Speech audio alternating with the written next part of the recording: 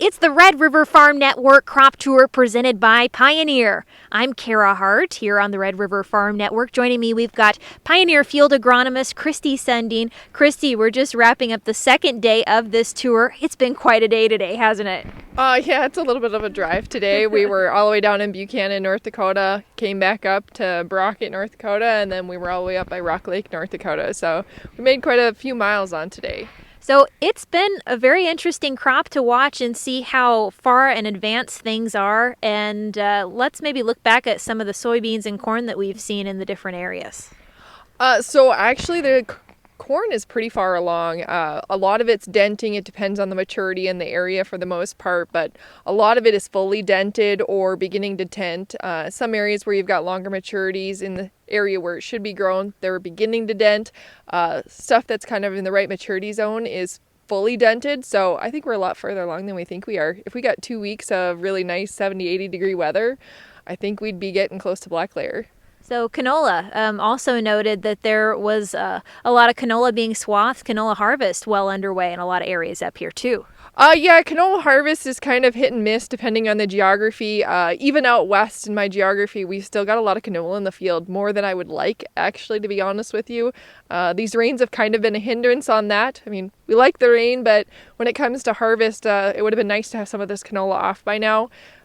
We did get our canola off on our farm this year, and it actually ended up being much better than I was expecting it to be. So I'm hopeful that the rest of the crop will stay with that route. But out west, I mean, we were looking at 700-800 pounds, some of it being maybe as high as 1,200 pounds, but not exactly where we wanted to be, but kind of expected when you get further west into the more drought-stricken areas. So, Kristie, looking back on everything that we've seen today, what's the one big takeaway you want folks to realize or know about the crop here? Don't make plans for next year based on this year. That would probably be my number one. Hopefully we don't have the same type of drought conditions next year that we did this year, but there is quite a bit of area that is still sitting okay. I mean, obviously crops aren't going to be what everyone wanted them to be, maybe not what they expected them to be, but high commodity prices hopefully are going to help everybody out in that aspect. And we might see some below average yields on everything, but I think we're still going to be a little bit pleasantly surprised at the end of the day. Well, and before we talk a little bit more about next year, do you want to take a look at where we're at and talk a little bit about where we're standing right now? Yeah, so this is one of our soybean plots. This one's actually located in Brockett, North Dakota. Actually convinced my husband to put it in for us this year. We have everything from a 005 in this plot all the way up to an 03 bean. So pretty long maturity. The double O's are starting to drop leaves pretty hard, so that's good to see.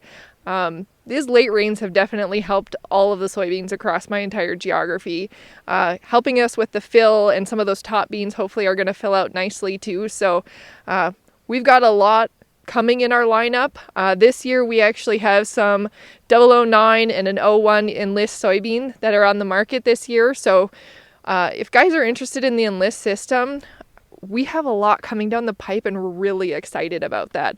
This is a 009 bean behind me. We saw it last year in a production field.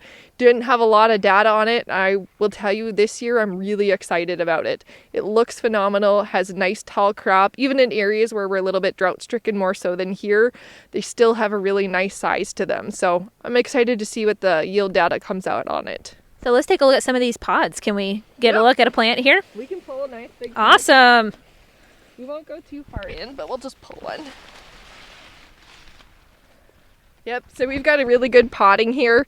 A lot of them are 3 beaners, which is good. We'd love 4, obviously, but with our conditions, I'm not really expecting it. But you can see it's filling all the way to the top, so we're really excited about that, especially with the little rains that we've had. But again, I said these late rains the last 2 weeks, I think is really what's going to help fill those top pods. Well, thanks for this update, Kristie. Before we go, what should folks be thinking about as we head into next year?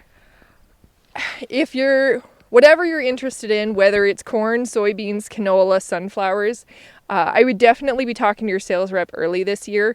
We actually already have pricing out, so if guys are interested in booking anything at this point, I know it's early, but take the drought conditions an example across the whole geography. It'd be really nice to know what guys are thinking and the direction that they're going in. Liberty Link canola, we almost sold out this year.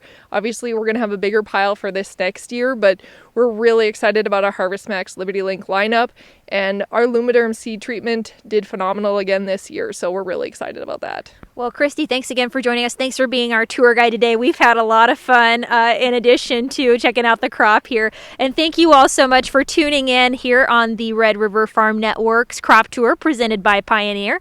Again, I'm Kara Hart along with Kristie Sundeen and Megan Overby here on the Red River Farm Network.